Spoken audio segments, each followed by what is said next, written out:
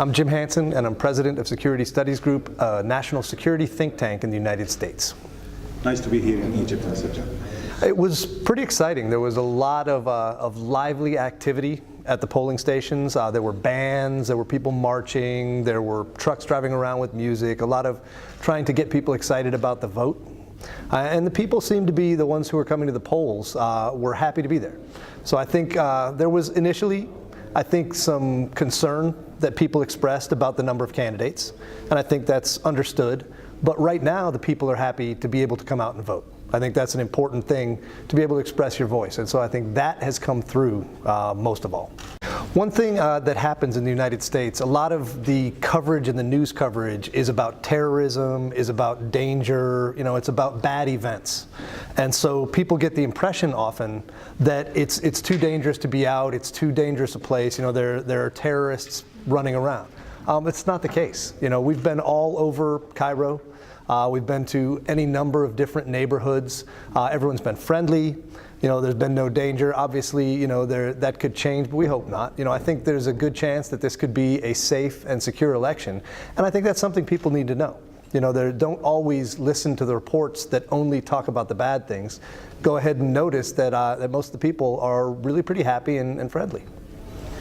Like I said, I believe there's a skewed version a lot of times that gets sent to people about many countries. You know, Egypt is one. There are places where, okay, there was some violence, there was a bombing in Alexandria. That's dangerous, it's bad, but the police took care of it. You know, they got the bad guys. I think that's important. But I think overall, too much importance gets placed on that versus the fact that most people are doing well. You know, most the economic policies are working. I think overall, things are stable, and that's good. You know, that's what we want. We want to make sure that the government of Egypt is stable because they're an ally of the United States. Egypt is a friend of the United States, and so we want to make sure that the government of Egypt is something the people are comfortable with.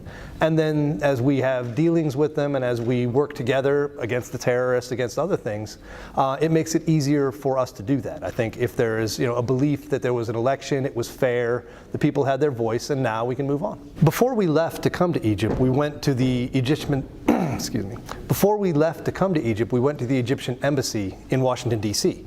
And we met with the ambassador to the United States, and he talked to us about how Egyptian citizens who are in the United States and other places overseas can vote. And so there's an electronic database. They have a secure system where they can connect from the embassy in Washington, D.C. to check voter registration in Egypt with the main database, and then Egyptian citizens can vote at, I think it was 4 or 5 locations in the United States and any number of places in other countries. So they had actually more advanced voting there.